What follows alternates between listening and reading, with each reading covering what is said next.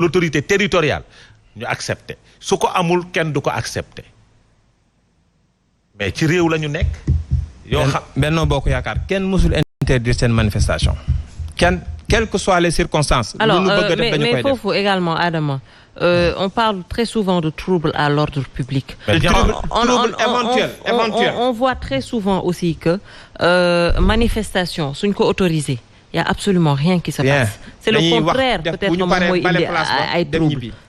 Je vais vous dire l'autorité territoriale mën naa may information ñu fi daw dañu nekk ci réew boo xamante ni des manifestations ont suscité des émeutes ont engendré des émeutes ay nit dee ci en matière sécuritaire nag. Il faut parce prévenir. qu'elles ont été interdites. J'ai dit en matière sécuritaire il faut prévenir d'abord avant d'aller vers la répression da ngay prévenir xam nga ni lii suñ ko àndee mën na engendrer ay émeute wala trouble à l'ordre public da nga koy tere. Maintenant li ñuy gis nag ci manifestation politiciens yi rek comme ni ñu koy waxee ñoom lañ fiy disant parce que dans ce pays qui est le Sénégal il y a d'autres acteurs qui ne sont pas des hommes politiques et qui manifestent qui organisent des marches tous les jours pourtant loolu duñ ko boole ci li nga xam ni dañuy autoriser marche parce que les hommes politiques ñooy andi trouble à l'ordre public parce que la liberté bi muy wax citoyenne la liberté du citoyen mais attends soo amee sa liberté citoyen bi nga xam ne dafa war a vaquer à ses occupations dem liggéey wàcc ñëw dafa am liberté est-ce que man am acteur politique bi parce que damay manifester war naa ko mën a xañ liberté boobu déedéet parce que nous ne faisons pas 2% de la population sénégalaise nous les hommes politiques nous les acteurs politiques pour éviter de dire les hommes politiques nous ne faisons pas 2% et pourtant ñoo ŋànk réew mi ñun ñoo téye réew mi ñun ñoo ne ñooy marche par force ñun ñooy tere nit ñi dem faju ji ñun ñooy tere nit ñi dem def leneen. il faut qu'on arrête cette situation là. xam nga situation bu fi ne. oui. mooy nous sommes dans un pays de droit dans un état de droit am ay textes ñu régir sooy demander liberté sooy demander autorisation pour marche même si c'est conféré par la constitution même si c'est conféré par la constitution c'est organisé par le code pénal. nous sommes dans un régime déclaratif. j'ai dit oui. mais c'est organisé par le code pénal conseil constitution bu Sénégal moo ne liberté da ngay déclarer mais dañ ko organiser suñ ko organiser wuloon pëcc lay doon nee nañ candidature c'est organisé par le code électoral. très bien donc il faut que nit ñi respecter les textes et des lois de ce pays là éviter di toog di spéculer rek. loolu moo ci nekk. Abdoulaye. Ils vont malheureusement obliger la plateforme qu'est le F24 à faire du bongo quoi. C'est-à-dire que to make noise, faire du bruit parce que en lieu place si manifestation bu ñu interdit. dimanche dañuy def bruit. nee nañ leen mais bruit amatul Sénégal xaaral ma ñëw nee nañu. non bruit amatul Sénégal ils l'ont essayé. C'est ce qu'ils ont demandé de faire. Je dis encore une fois woo nañu Sénégalais yi à faire du bruit mooy As Babacar ak Ibrahima Pouye bu ñu amee klaxon nañu klaxon. Saliou Joseph bu yore vuvuzela na mbéb. yaa ngi dégg. ku yor bongo. xam naa ni Adama Fall moo yor bongo. Adama Fall mooy yor bongo. xam naa ni Patrice Sané moom tama lay yor. donc en réalité c'est pour démontrer que ni au moins ñi nekk ci biir plateforme de F24 c'est des républicains et des démocrates parce que depuis lors il se plie à toutes les décisions yi nga xam ne autorité préfectorale du koy génne. boobu ba léegi défiewuñu l'autorité en aucun cas autant dans le discours autant dans la démarche. défiewuñu l'autorité. et je pense rien que pour ça waroon nañ leen quand même di autoriser seen ay. loolu rek jar na effectivement ñu koy wane di si insister.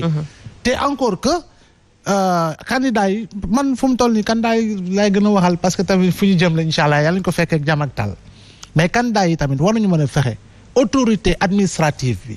comme nu ngay joxe délai nit ki pour mu dem déposer autorisation ba façon de parler moom itam elle doit avoir autant pour moi l'autorité administrative l'obligation rendre li nga xam génne li nga xam mooy bataaxal bi 3 jours francs ou 5 jours francs laata bésu manifestation bi pour nit yi am temps dem attaquer ko fu ñu ko war a attaquer mais bu ñu xaaree ba ci veille bi wala ñu xaar ba ci jour bi à 12 heures alors que la manifestation est à 13 heures quelque part en réalité dafay am des airs de sabotage dafa naa ni loolu moom dafa war a nekk une obligation pour toute autorité administrative 3 jours francs avant la manifestation nga génne bataaxal bi li topp si loolu nag jàpp naa ni F24 boobu ba léegi nag war nañu mën a autoriser seen marche waaye nag le niveau d' interdiction bu ñu koy wax di insister sur les interdictions bi ngeen di nekk opposition APR nekk opposition PS nekk opposition AFP nekk opposition quand on parlait et on insistait sur le nombre des interdictions c'était lié justement aux manifestations politiques malheureusement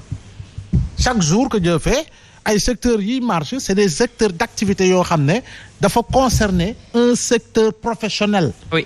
Alors que quand on parle de politique comme ni ñu koy pratiquer fii au Sénégal avec les partis politiques en réalité organisation privée la yoo xam ne en réalité l'intérêt est collectif à telle enseigne que collectivement bu ñu wootee c'est les Sénégalais de toutes couches et de toutes souches et de tout secteur professionnel ñu leen di wuy si kon boog différence bi foofu ñu teg ko foofu. D'accord léegi nag bu ñu ñëwee as defe naa ni tamit fii moom expérience moom ëppale ko fii Khalifa Sall jamono yi barewul waaw kooku moom il faut ñu nangu ko si ñi nga xam ñi ngi si langue politique bi jamono ji dëgg na am Idriss Seck nekk na candidat en 2012 2007 2012 wëlbatiku nekk candidat en 2019 mais nit kookee itam defe naa ni c'est un acteur politique nekkoon si biir parti socialiste bu yoroon l'appareil mu dugg si langue politique étant très jeune nekk na secrétaire national à la vie politique du parti socialiste pendant autant d'années il a été ministre et député ba muy nekk candidat avec tous les déboires nekk maire de Dakar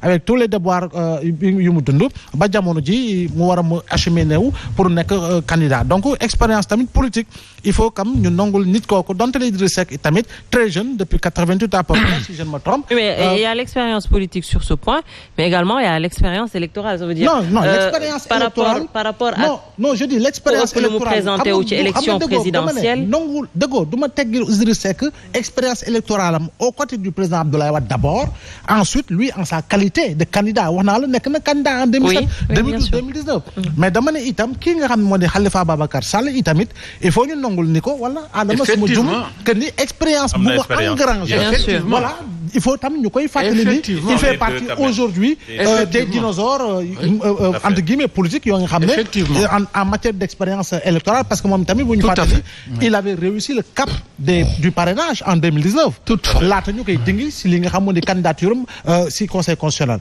donc ñoom ñoo voilà donc loolu il faut ñu koy fàttali maintenant je crois bien que pour le parrainage principalement tey jii nii fichier bi yaa ngi koy laaj Adama. Si je ne me trompe en attendant les chiffres officiels.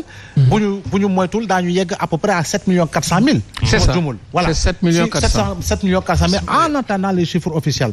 Maintenant gonflement fichier boobu. mais écoute 0,6% au minimum 0,8% au maximum. faut ñu xool ko prorata également du nombre d'électeurs inscrits sur le fichier. globalement c'est 59.000. voilà fa laay waxee donc loolu tam il faut ñu. moins de 60.000 donc dafa wàññeeku. voilà mais quoi qu'il en soit je pense que la méthode brésilienne aurait été une bonne méthode au Sénégal parce que au Brésil am na parrainage mais tey nii da ngay dugal Ibrahima Pouye fekk mu parrainé Joseph Salou effectivement machine da koy wax ni ko parrainé na ba pare du am problème mu doublon au niveau des vérifications fii nga xam ne mooy si cappaandaw ga defe naa nag bu ñuy def ay réformes par rapport ak lu ñu dund si parrainage bi.